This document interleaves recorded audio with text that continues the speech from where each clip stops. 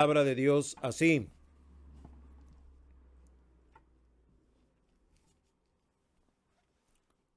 Hermanos, no os escribo mandamiento nuevo, sino el mandamiento antiguo que habéis tenido desde el principio. Este mandamiento antiguo es la palabra que habéis oído desde el principio. Sin embargo, os escribo un mandamiento nuevo que es verdadero en él y en vosotros, porque las tinieblas van pasando y la luz verdadera ya alumbra. Y voy a invitarles a que ahí, en actitud reverente, repitan conmigo el versículo 8, que será la base de nuestra meditación, de nuestro mensaje en esta tarde. Dice la palabra de Dios: sin embargo, os escribo un mandamiento nuevo, que es verdadero en él y en vosotros, porque las tinieblas van pasando y la luz verdadera ya alumbra. Un mandamiento nuevo y verdadero es el título de este mensaje. Mandamiento nuevo y verdadero. La lectura que ustedes y yo hicimos en el primer versículo que cité, que es el versículo 7, empieza en nuestra versión en español con la palabra: hermanos, no os escribo mandamiento. Esa palabra hermanos no tiene una traducción tan precisa como el original. El original sonaría en español como agapetoi, que quiere decir amados. Agapetoi es el adjetivo que usa Juan para referirse a sus amados, traducido aquí en la Reina Valera como hermanos. Parece restarle a la intimidad y al afecto que amados le da a la expresión. Y es una expresión agapetoi que Juan va a repetirlo 5 veces en esta primera carta de las 3 que él escribe. Lo encontraremos allá en capítulo 3, versículo 2, en el mismo capítulo 3, versículo 21, en el 4:1, en el 4:7 y en el 4:11. 4 veces también en la tercera de Juan. La variación aquí es que el agapetoi, que es en plural, cuando dice amados, en el versículo 1, 2, 5 y 11 de la tercera de Juan, tiene una variación al singular. Curiosamente, esa expresión no la usa ni una sola vez en su evangelio. Invertiremos esta parte de la introducción para despejar lo que a simple lectura parece una contradicción. ¿Por qué? Porque en el versículo 7, el escritor sagrado dice: no os escribo un mandamiento nuevo, sino el mandamiento antiguo. Ya en el versículo 8, después del adverbio sin embargo, nos dice: os escribo un mandamiento nuevo. Y agrega que es verdadero en él y en vosotros. Por fin, ¿es antiguo? ¿Es nuevo? ¿Es verdadero o no?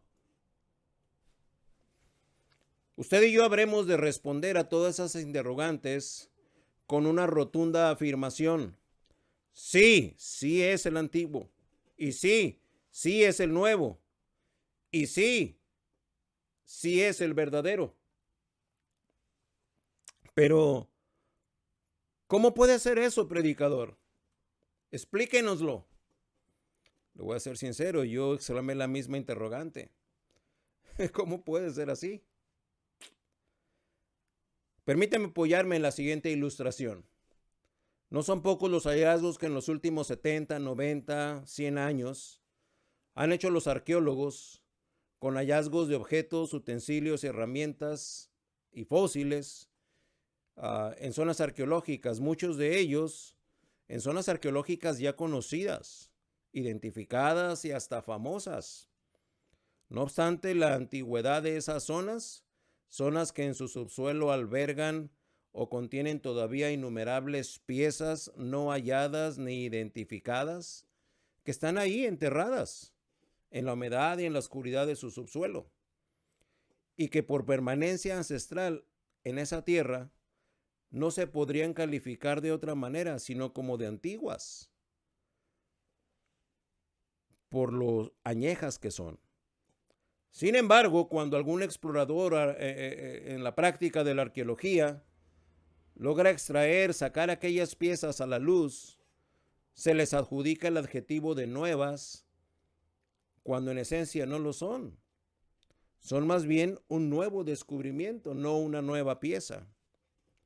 Si quieren ir conmigo, vamos a Juan 13:34, donde aparece el mismo escritor escribiendo respecto de algo que dará luz a la interpretación que necesitamos aplicar y así despejar la aparente confusión. Dice el 13:34 de Juan: un mandamiento nuevo os doy, que os améis unos a otros como yo os he amado, que también os améis unos a otros. Así como en Juan 15:12 y 17, al igual que 13:34 que acabamos de leer, la palabra que se usa para validar la expresión respecto al nuevo mandamiento es una palabra que en griego sonaría como kainen. Kainen, nuevo en el sentido de renovado, mejorado o sin uso previo.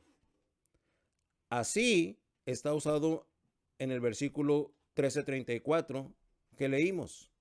Primera a los Corintios 11:25, Gálatas 6:15, Efesios 4:24.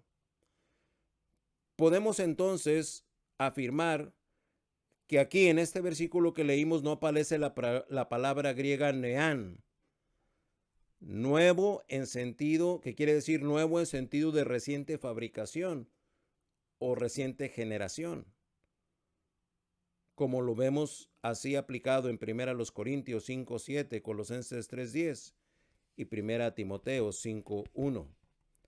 Y esto ya nos ayuda a empezar a darle luz a la aparente confusión respecto de que si aquel mandamiento es antiguo o es nuevo o a qué se está refiriendo el escritor. Un mandamiento nuevo y verdadero.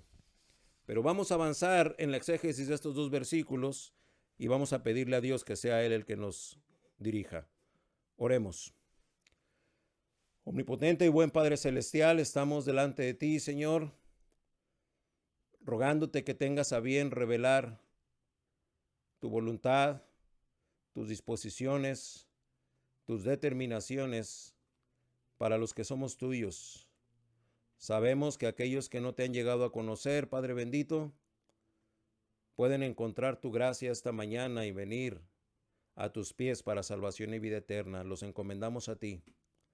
Concédenos, pues, abrir nuestra mente, preparar nuestros oídos, tener un corazón dispuesto, Señor, y que las verdades que nos revelarás esta tarde, Señor, verdaderamente vengan a transformar nuestra vida, de manera que nuestra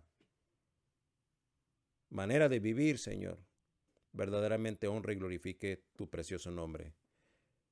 Rogamos que tu poder de lo alto controle tanto a este siervo inútil que habla como a cada uno de mis oyentes aquí en el servicio, en la transmisión en vivo o en las horas o semanas subsecuentes, y que tu palabra y tu propósito se cumplan cabalmente, Señor, no obstante mis límites y no obstante la posible distracción en alguno de los que oye, podamos llevar esto a feliz término habiendo cumplido tu voluntad tal cual. Te lo rogamos todo esto en el precioso nombre de tu Hijo amado, Cristo Jesús. Amén. Vemos en el versículo 7 expresiones de las cuales he usado como anclas para los puntos de mi bosquejo esta tarde. Y empezaremos con el número 1. Dice ahí en el versículo 7, a la hora de empezar, cuando la palabra de Dios nos habla y nos dice: hermanos, no os escribo un mandamiento nuevo, sino el mandamiento antiguo que habéis tenido desde el principio. La primera frase a la que quiero hacer referencia es: no os escribo mandamiento nuevo. No os escribo mandamiento nuevo. está abordando el escritor un cimiento duradero. ¿Qué tan duradero dirá usted? Bueno, se apoya en un pasaje que está ahí en Deuteronomio 6:5, que la letra dice: y amarás a Jehová tu Dios de todo tu corazón y de toda tu alma y con todas tus fuerzas. Ya los versículos 3 y 4 que anteceden este versículo 5 citan la marcada atención que Dios les demanda a los suyos, porque ambos versículos empiezan con la expresión: oye pues, oh Israel. Es como empieza el 3. Y estoy hablando de Deuteronomio 6. Y el 4 empieza: y oye Israel. Para a renglón seguido dar un lugar al mandamiento de Jehová.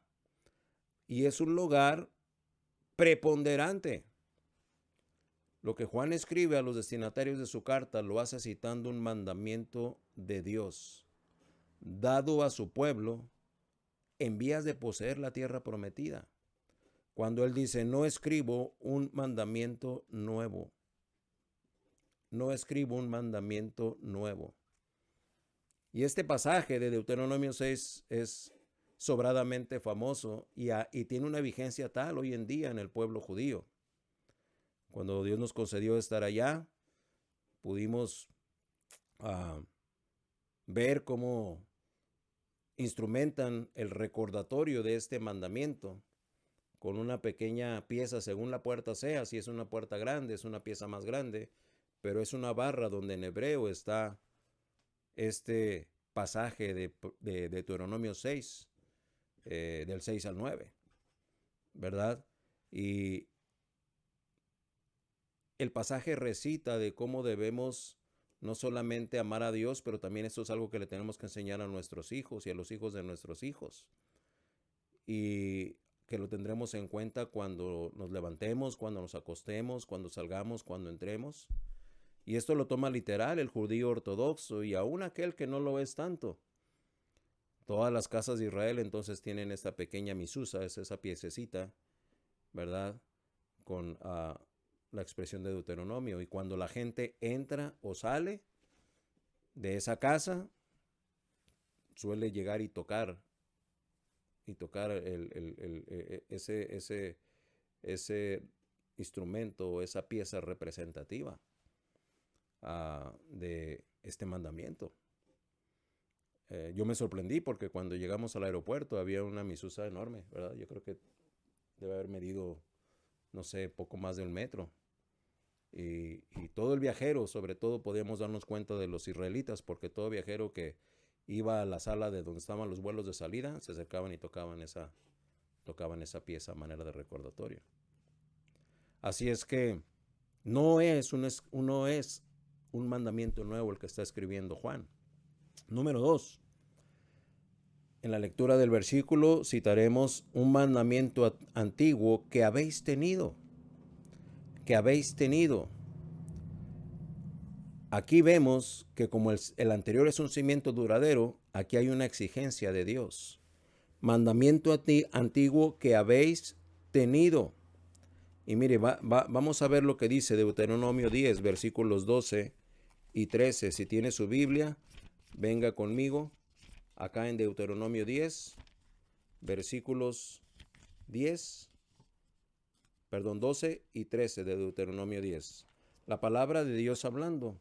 Ahora pues, Israel, ¿qué pide Jehová tu Dios de ti, sino que temas a Jehová tu Dios, que andes en todos sus caminos, y que lo ames y sirvas a Jehová tu Dios con todo tu corazón y con toda tu alma?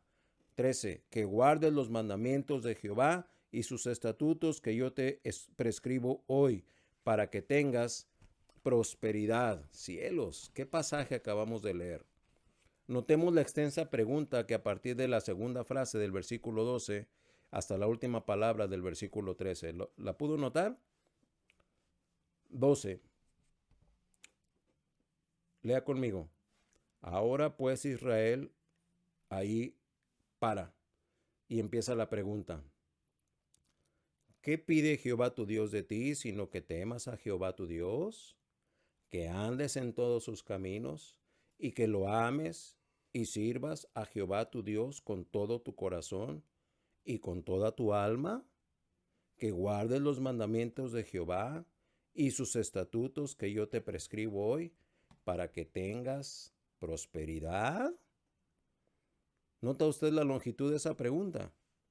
Una interrogante. Ahí en el versículo 2 empieza la pregunta y termina hasta la última palabra del versículo 13.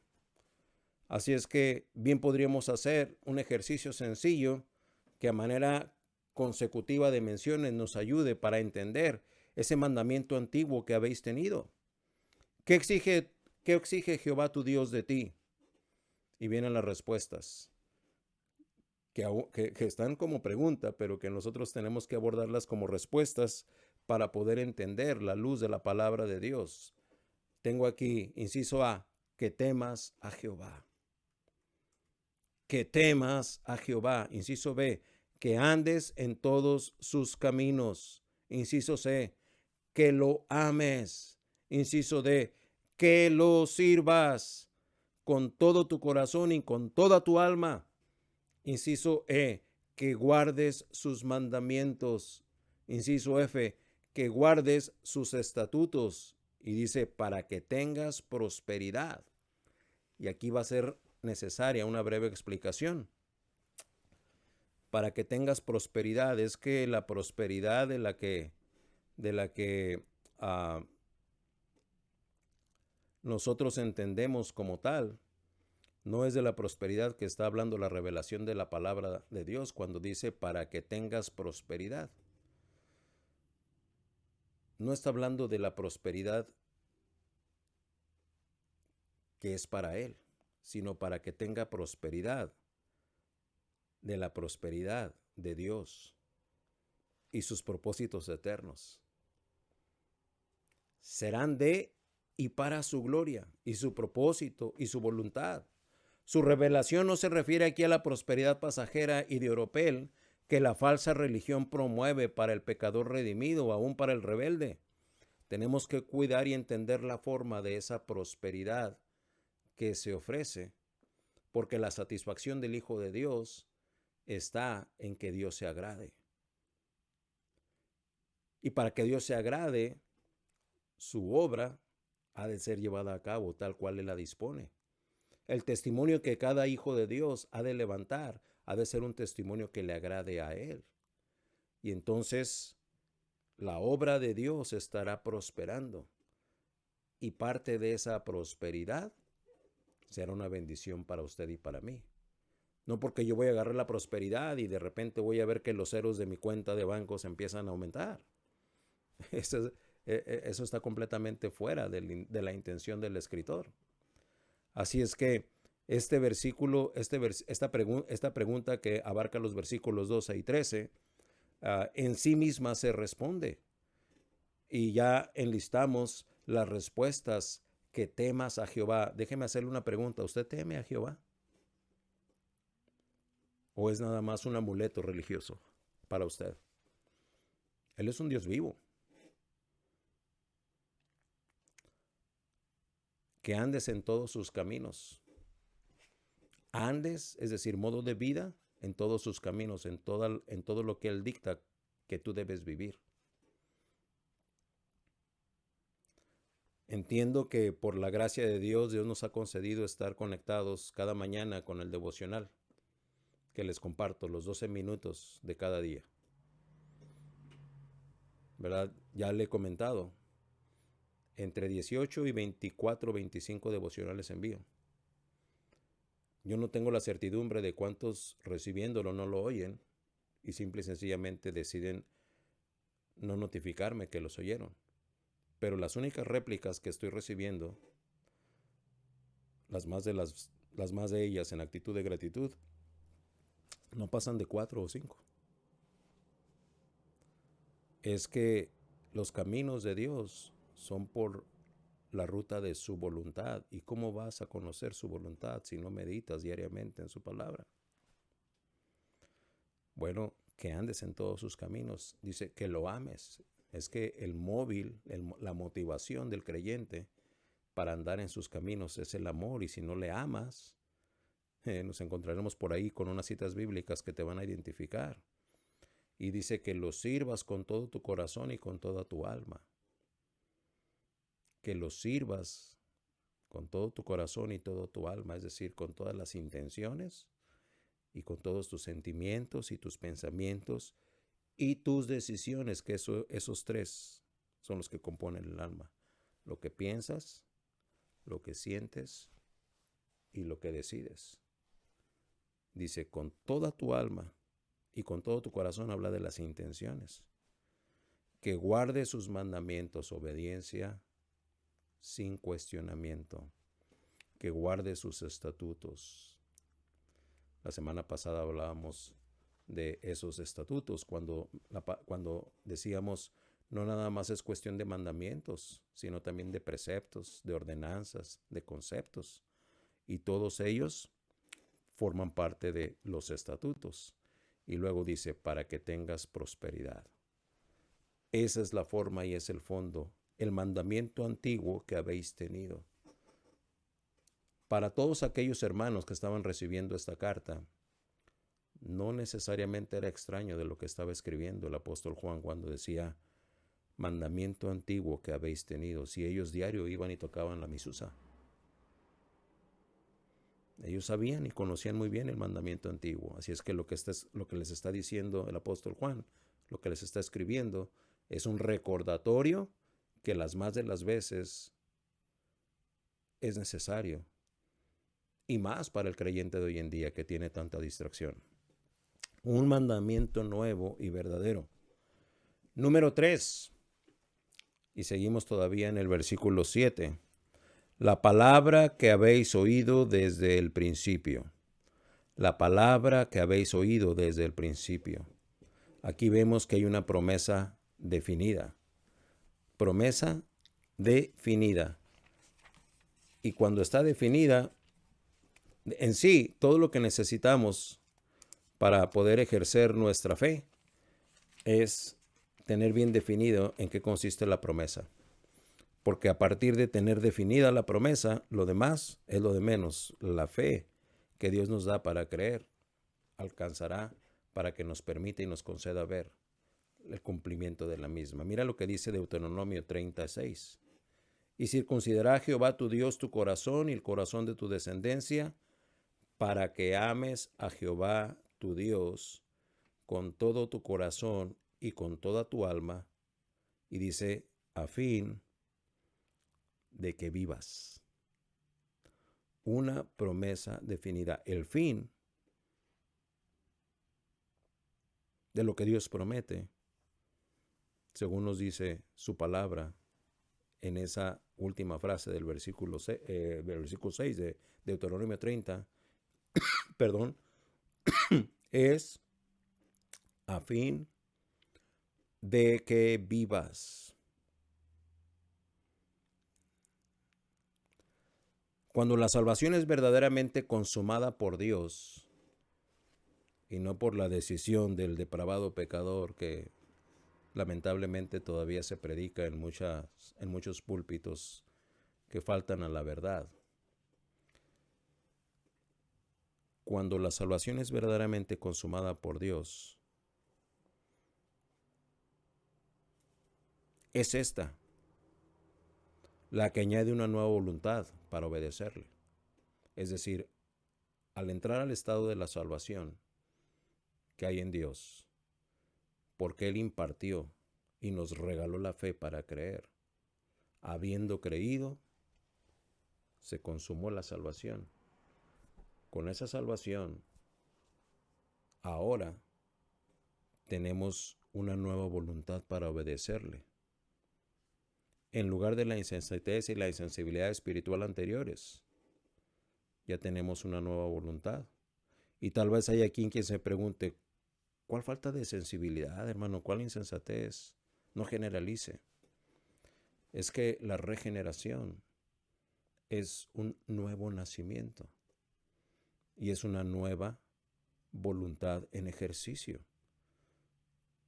Y la naturaleza espiritual mueve al que tiene esa naturaleza espiritual en sí mismo ya, provocada por el poder del Espíritu Santo, a obedecerle. Así es que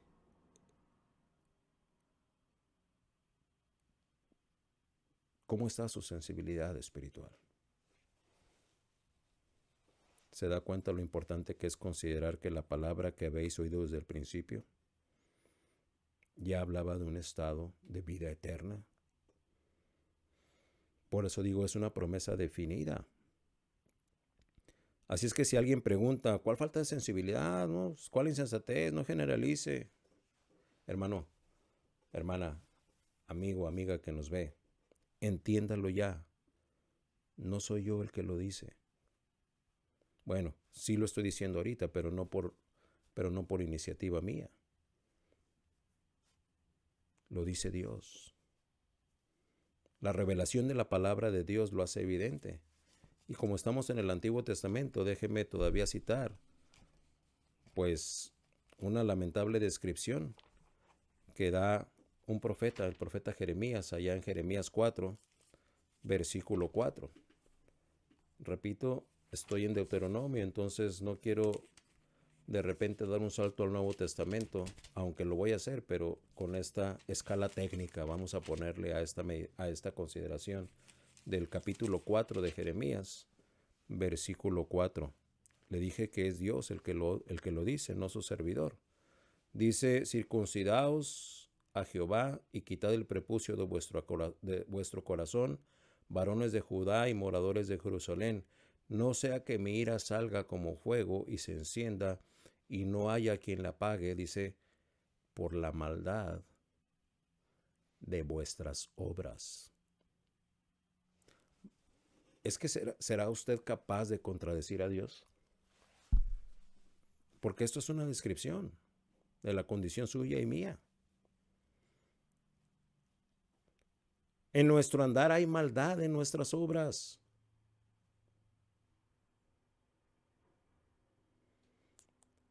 Y esa maldad, fuera de la misericordia y de la redención que hay en Cristo, nos expone a la ira del Todopoderoso y eventualmente al infierno.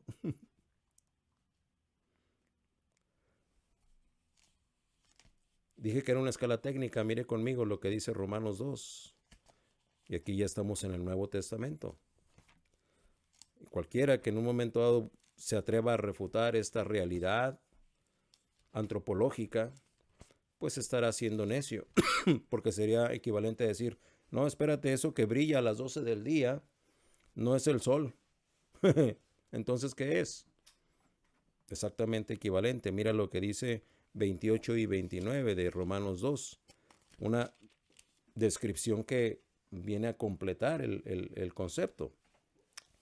Pues no es judío el que lo es exteriormente, ni es la circuncisión la que se hace exteriormente en la carne, sino que es judío el que lo es en lo interior, y la circuncisión es la del corazón, en espíritu, no en letras, la alabanza del cual no viene de los hombres, sino de Dios.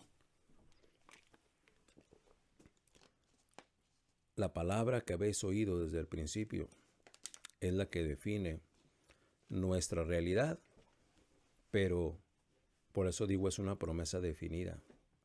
Lo que escribe, y cuando habla de circuncidar el corazón, es precisamente descubrirlo, quitar ese prepucio del corazón. Ese prepucio viene representando la dureza, la incredulidad, el humanismo, la propia opinión, la insensatez, la terquedad. Circuncidad el corazón, descúbrelo. ¿Para qué? Para que puedas recibir la promesa que es definida a partir de la obediencia a Dios. Número 4, dice el versículo 8. Ya brincamos al versículo 8. La palabra de Dios sigue hablando y dice un mandamiento nuevo. Un mandamiento nuevo. Estábamos preguntando, bueno, pues ¿es nuevo, no es nuevo? ¿O cómo está la cosa? ¿O sí o no? Bueno, aquí la palabra de Dios dice que es un mandamiento nuevo. Y yo voy a subtitularlo una resolución concluyente. ¿Por qué es una resolución concluyente? Bueno, porque vamos a ver lo que nos dice Mateo 22, versículo 34. ¿Ok? Mateo 22, versículo 34. Un mandamiento nuevo. Y bueno, aquí vamos a toparnos con blandito. Usted preguntará, ¿por qué con blandito? Bueno, porque es nada más y nada menos que el maestro hablando de una manera categórica. Dice la palabra de Dios: entonces los fariseos, oyendo que había hecho callar a los saduceos, se juntaron a una, y uno de ellos, intérprete de la ley, preguntó por tentarle diciendo, y dice aquí, uno de ellos, intérprete de la ley, en otras palabras, era un erudito, era un experto, era un abogado, ¿verdad? Y dice ahí, maestro, versículo 36, ¿cuál es el gran mandamiento en la ley? El Señor le contesta. Ay, ay, ay. Amarás al Señor tu Dios con todo tu corazón y con toda tu alma y con toda tu mente. Este es el primero y grande mandamiento. Y el segundo es semejante: amarás a tu prójimo como a ti mismo. Ponga atención en el 40, versículo 40. De estos dos mandamientos depende toda la ley y los profetas. Aquel abogado se quedó callado. ¿Qué iba a poder contestarle? Es Jesús el Maestro. Cuando dice la palabra de Dios en el versículo 37, Jesús le dijo. Este era un escriba, un experto, un abogado de la ley. Cuando empieza el Señor a hablar después de que la palabra de Dios nos dice que Él le dijo, lo que empieza a decirle el maestro, lo encontramos allá en Levíticos 19. Levíticos 19, 18. Vaya conmigo. Yo no sé de usted, pero el Señor me está edificando. 19 y 18. De Levítico 19, 18. Dice, no te vengarás ni guardarás rencor de los hijos de tu pueblo, sino que amarás a tu prójimo como a ti mismo. Yo, Jehová. Y sin duda, aquel escriba, conocedor de la ley y los profetas, tenía en mente este versículo de la ley levítica. Y el maestro, con la sencillez que le caracteriza, empieza a hablar, y lo que sale de su boca es sabiduría, no solamente contundente, pero impresionante. Aquel entonces ya no tiene para dónde hacerse. De estos dos mandamientos, dice el versículo 40, depende toda la ley y los profetas. Esta declaración tal cual, la del versículo 40, a partir de entonces toma vigencia judicial, y a partir de ahí goza de una vigencia actualizada y actualizante, porque dice el versículo 40, toda la ley. De estos dos mandamientos depende toda la ley. Toda la ley.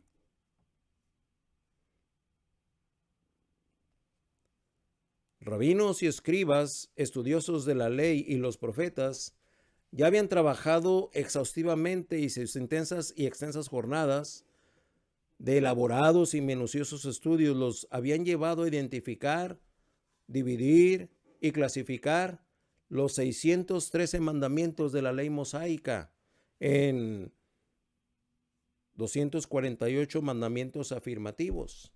Según ellos decían, número de miembros en el cuerpo según su conteo subjetivo.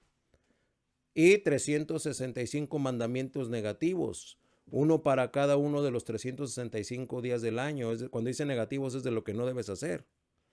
Y 248 de afirmativos, lo que sí debes hacer. Si sumamos 248 más 365, serían los 613 a los que está haciendo referencia. Su obsesivo intento les llevó a sugerir una correlación entre los 613 mandamientos con los 613 caracteres o letras en hebreo que componen el texto del Decálogo entregado por Jehová, Dios, a Moisés allá en el monte Sinaí. Ese notable pero banal esfuerzo después les llevó a graduar arbitrariamente los mandamientos, etiquetados unos como más importantes y otros como menos importantes. Guardar el sábado, observar dietas o consumo de determinados alimentos, o las leyes rituales para ofrecer sacrificios a Jehová, eran contadas como grandes dadas las festividades que de ellas se derivaban, así como el ayuno y el cilicio para mostrar arrepentimiento. Cuando el maestro declara toda la ley, se refiere a toda, tanto la ya conocida como lo que ahora es nueva revelación y que no deja de ser una nueva arista de aquel versículo 40. Cumpliendo estos dos mandamientos, escucha, este es el nuevo mandamiento que doy. Esa es la novedad de la ley, que en estos dos mandamientos se cumple toda. Y ese es el nuevo mandamiento. A partir de la antigua, ahora se tiene acceso a la nueva. Se cumple toda la ley. Un mandamiento nuevo y verdadero. Número 5. Dice que es verdadero en él. Un cimiento sólido y absoluto. ¿Por qué? Porque es en él. Mire conmigo si quiere, ¿no? Sí, si quiere. Romanos 13. Y vamos a echar mano de algunos versículos de la lectura que hicimos juntos.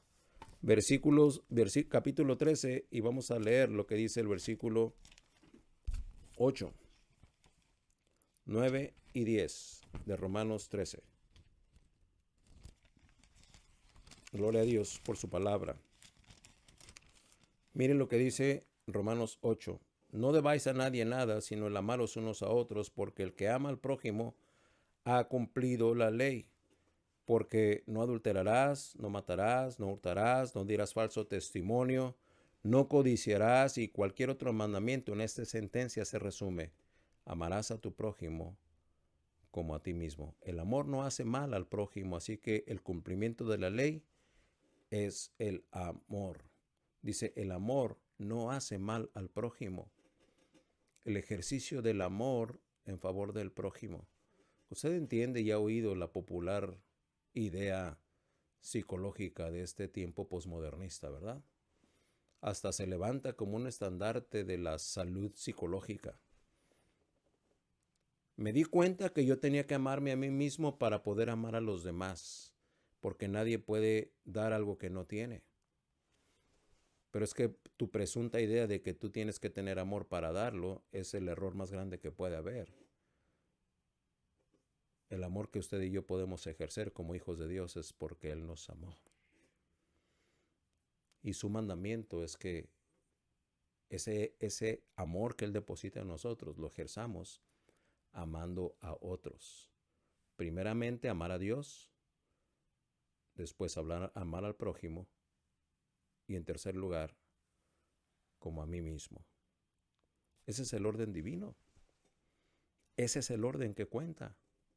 Por eso dice, el amor no hace mal al prójimo, así que el cumplimiento de la ley es el amor. Es el amor. Y es en él, en el verdadero. El versículo 8 dice, amar al prójimo, cumplimiento de la ley. Versículo 9, amarás a tu prójimo. Aquí bien podríamos resumir tanto Éxodo 20 del 13 al 17, donde está la ley, Deuteronomio 5, 17 al 21, donde está la repetición de la ley, y también Levíticos 19, 18. Ahora, notemos pausadamente el versículo 10, cuando dice, el amor no hace mal al prójimo. Cumplir la ley es el amor. Es el amor. Como John Phillips lo anota en su comentario,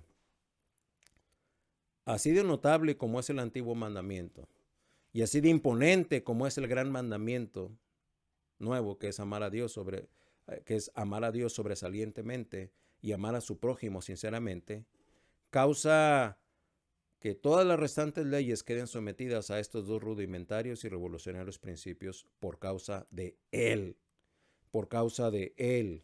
que es amor. Y bueno, diremos, sí, hermano, pues eso no es nuevo para mí, yo lo sabía desde antes. El hecho de que lo esté explicando ahorita, pues es nada más un recordatorio. Bueno, es que necesitamos recordar. Pero ¿a qué se refiere cuando puntualiza tanto en el amor? Bueno, que alguien que no tiene el temor de Dios en su corazón y una identidad espiritual, a esa persona le es imposible ejercerlo. ¿Por qué? Porque dice Juan en su primera carta, capítulo 4, versículo 8, Dios hablando, el que no ama no ha conocido a Dios, porque Dios es amor. Y no dudo que alguien pueda decir, no necesariamente. Yo sé de Dios y no puedo decir que lo conozco, pero yo sí puedo amar. Eso es lo que usted cree. El engaño en este mundo respecto del amor es tan grande y tan poderoso como el mismo planeta, que lleva a mucha gente a pensar que lo que está haciendo es amar, cuando realmente lo que está haciendo es ejercer un sentimiento convenenciero y un apego codependiente, nocivo y autodestructivo. Eso no es amor, al menos no el amor divino. Cuando aquí la palabra de Dios habla de el que no conoce, el que no ama no conoce a Dios porque Dios es amor, es aquel que está vacío de Dios. Pero déjeme hacer una pausa y hacerlo pensar dos veces. Usted, que se precia de ser hijo de Dios y profesa una fe en Cristo para salvación y vida eterna, ¿ha conocido a Dios? A lo mejor tiene 3 meses en el Evangelio, o 3 años, o 30 años, pero se le indigesta, se le imposibilita, se le entorpece el ejercicio del amor para con Dios y para con el prójimo. Para con Dios porque no lo obedece, y para el prójimo porque siempre usted se antepone ante los intereses del prójimo. De ahí que tengamos que entender que el mandamiento nuevo va a ser verdadero, pero siempre y cuando sea en Él. El que no ama no conoce a Dios, porque Dios es amor. Las dos últimas frases de ese versículo 8, ahí en Romanos 13, habremos de verlas y meditarlas como lo que son evaluaciones estrictas. No era de Romanos 13, perdón, es el versículo 8 de Primera de Juan 2. Las dos últimas frases del versículo 8 habremos de verlas y meditarlas como lo que son evaluaciones estrictas que didácticamente nos confrontan de parte de Dios cuando el escritor sagrado, el amado apóstol Pablo, escribe: las tinieblas van pasando. Las tinieblas van pasando. La prueba de una nueva vida en Cristo, eso es que las tinieblas van pasando. Aquella antigua ley, aquellos antiguos mandamientos, no obstante lo reales y benéficos que habrían de ser, claro, siempre y cuando se guardasen y se cumpliesen, esa ley y esos mandamientos carecían de algo y de alguien. El hombre antiguo testamentario carecía de la capacidad de amar a Dios en la manera que Dios ahora habría de ordenarlo, para que el hombre le amara a él y amara a su prójimo. Esta es la teología que nos concede la prerrogativa de entender el mandamiento como nuevo, sin ser diferente al antiguo.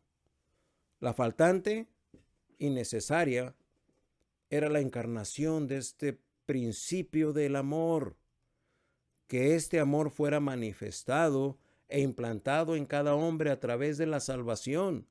Brindaría la oportunidad testimonial de verlo en acción cotidianamente. Primero en la encarnación de Dios, Jesucristo, y después en todos los suyos, dada la regeneración del nuevo nacimiento que explicaba hace unos minutos, lograda en aquellos por el Espíritu Santo. Es así como las tinieblas irían pasando. La vida ajena a Dios, la vida de la vanidad y del engaño de este siglo serían las tinieblas para que se empezase a manifestar la gloria de Dios. Fue el apóstol Juan, uno de los testigos que pudo ver ese amor encarnado. Fue él el que pudo llevarlo a cabo. Por eso la prueba que el versículo 8 hace cuando dice las tinieblas van pasando, debería ser un testimonio vívido en cada uno de los creyentes. Número 7. La luz verdadera ya alumbra. Número 7. La luz verdadera ya alumbra y es el último. Note usted, ojo, dice la luz verdadera. Tenemos que hacer caso de ese adjetivo calificativo. La luz verdadera. Es que hay luz, sí, pero que no siempre es la verdadera. ¿Sabes que hay reflectores artificiales? ¿Sabes que el hombre en su esfuerzo por tratar de imitar la intensidad luminosa del sol ha desarrollado potentes lámparas, pero que todavía, delante de la potencia del sol, arrojan sombra? Es que la luz natural del sol no es posible igualarla. No desde la ciencia con la que se cuenta hoy en día. Aquí la luz ha de verse como la verdadera y dice ya alumbra. ¿A qué luz se referirá? Bueno, se refiere a la prueba de una nueva luz que es verdadera a través de Cristo. Y ahí están los versículos del 11 al 14 de mismo Romanos 13 que veíamos hace un momento. Y el versículo 11 tal vez es el que arroja la exhortación más clara y más contundente que a usted y a mí nos deberían levantar de donde estamos, en ese estatus de comodidad, de confort, de indiferencia, de conveniencia. ¿Por qué? Bueno, pues porque al fin y al cabo ya soy salvo, ¿no? Ya digo que soy salvo y pues ya con eso ya. Mire lo que dice el versículo 11 de Romanos 13. Y esto, conociendo el tiempo que es ya hora de levantarnos del sueño, porque ahora está más cerca de nosotros nuestra salvación que cuando creímos. Levantarnos del sueño. Entendemos que el sueño es durante la noche. Levantarnos del sueño es dejar la oscuridad. Como redimidos por Cristo, dejar la mediocridad religiosa, la espiritualidad superficial o aparente. Sigue diciendo el versículo 12, la noche está avanzada. Es que la oscuridad ya ha ganado mucho terreno en nuestra vida. Y como creyentes que somos, la oscuridad que todavía practicamos no permite un claro testimonio de la fe, que sería muestra de nuestra autenticidad. Sigue diciendo, se acerca el día. ¿A qué día se refiere? Al día del Señor. Desechemos pues las obras de las tinieblas. Versículo 13.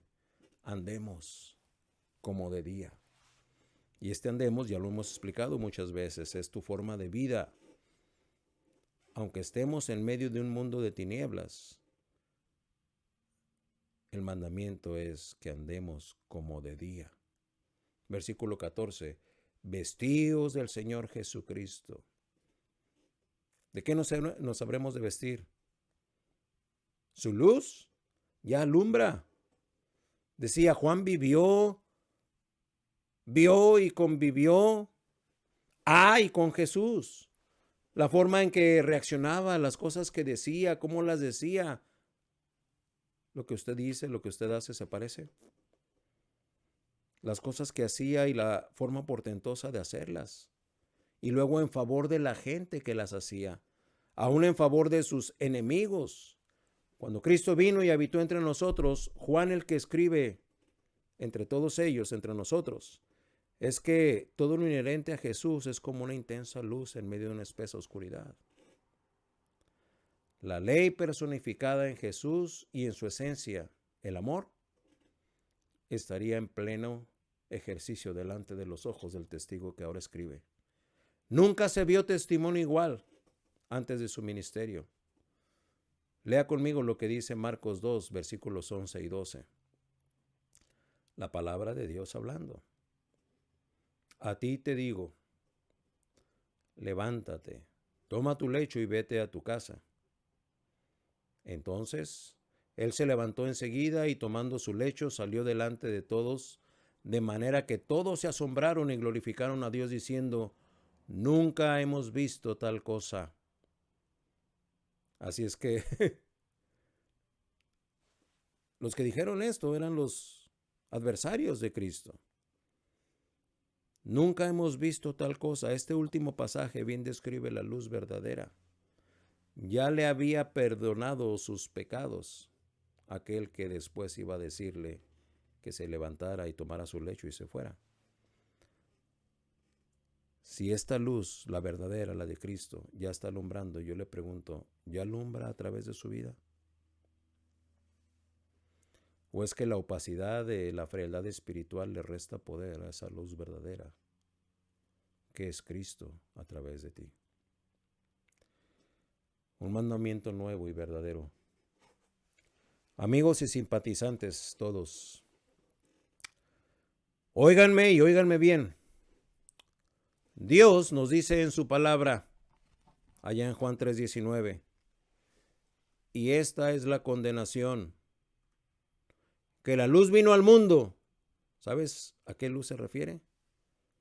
A Cristo. Dice, y los hombres amaron más la luz, amaron más las tinieblas que la luz. ¿Cómo puede ser eso posible? ¿Por qué? El versículo lo contesta, porque sus obras eran malas. Tú y yo sabemos que tus obras son malas. Y ese puede ser el motivo por el que tú quieras preferir más las tinieblas que la luz. El inobjetable juicio de Dios conoce a cada uno. Y es así como Él nos describe. Dios bien puede estar trabajando en tu corazón en este momento para darte o ya haberte dado la fe que habrás de ejercer para creer en la luz que es Él. Y si puedes o ya pudiste creer, Dios te salva o ya te ha salvado. Cree entonces, ríndete a sus pies y recibe la vida eterna en Cristo Jesús. Ahora, óigame usted, hijos e hijas de Dios. También óiganme bien. Como verdadero creyente, obedezcámoslo desde ya. Su luz ya alumbra y con este mensaje nos ha vuelto a alumbrar. Él ya nos lo ha revelado. Obedezcámosle pues. Hagámoslo así y estaremos haciendo bien. Dios les bendiga. Oremos. Padre nuestro, encomendamos a ti, Señor, tu palabra expuesta, que según tú lo dispongas se encuentre una conciencia